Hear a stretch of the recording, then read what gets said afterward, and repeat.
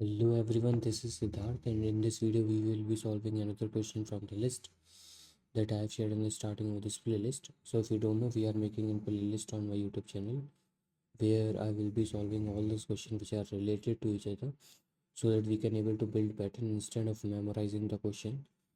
So I will highly suggest that you can start solving the previous question as well that I have uploaded on my YouTube channel in this playlist already so that you can build intuition for the next problem. So if you don't know, we have already completed the two-pointer approach and currently we are sliding window approach in the array. So this question is also we have to solve using sliding window approach. So let's start solving this question. So we have given an array of numbers, and what we have to do, we have to shift this array by doubling the number of zero present in the original array. So if there are three zeros, then this 5 will get shifted by three position. So this 5 will get it will jump from 5 to 0 then out of the array, which is not possible. So obviously we don't have to include this. So we have to start shifting this array from that point where the we can shift it to the next value, like that array should be visible from there. So that's what we have to do. So let me make you understand that correctly. So 1 0 array is 1 comma 0, then 2 3 0, so 2 3 0, and then 4 5 0, so 4 5 0. So this is our array.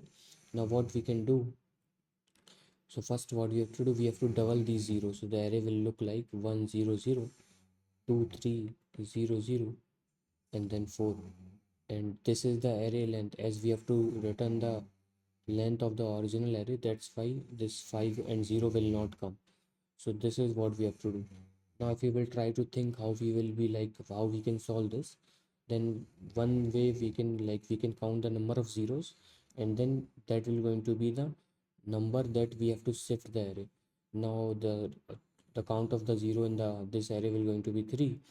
Now we can start traversing from the end of this array, and we will see if the index value plus 0 count, that will going to be 3, is less than n, then only we have to shift it. So for that the 4 will be the correct point, because for 0 it will be like 7 plus 0 count will be, here 0 count we have to decrement as we have already encountered it.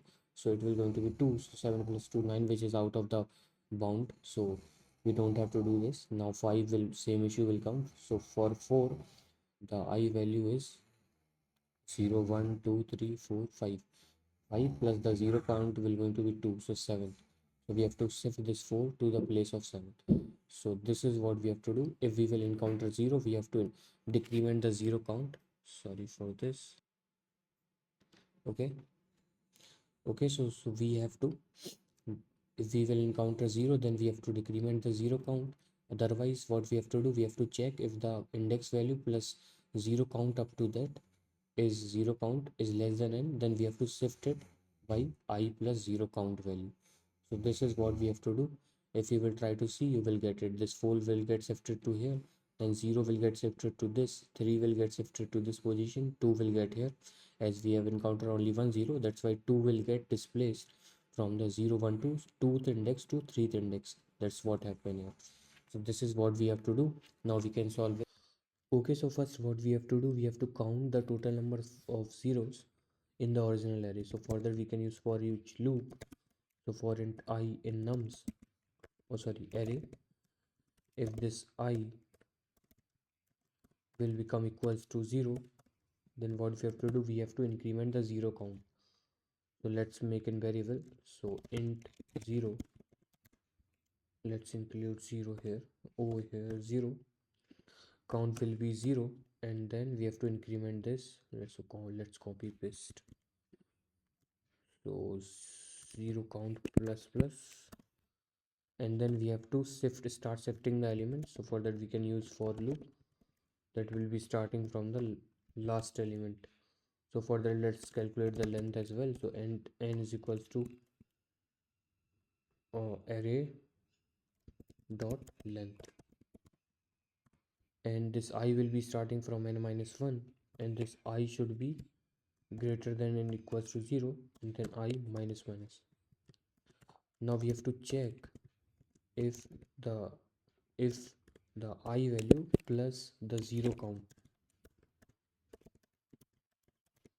if it is less than n for the current element, that is we can consider for 4, then we have to shift this 4 which is at the 5th index to the 7th index, because I plus 0 count will going to be 7. So for that we can use array of I plus 0 count. We have to store the value which is present at the current index. So this will move this 4 to the 7th index.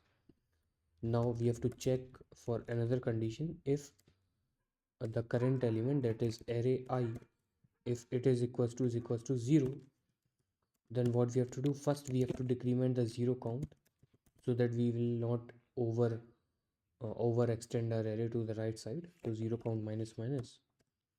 And then we have to check this same for this 0 as well, but for this, instead of storing the value which is at the right index, we can directly store the 0 value as we have encountered 0. So this will do the job, and as we don't have to return, we just have to modify. We can try to run this. Okay, so all the test cases have been processed. Now we can submit it as well. Okay, so we have successfully solved this question. See you in the next video. Bye.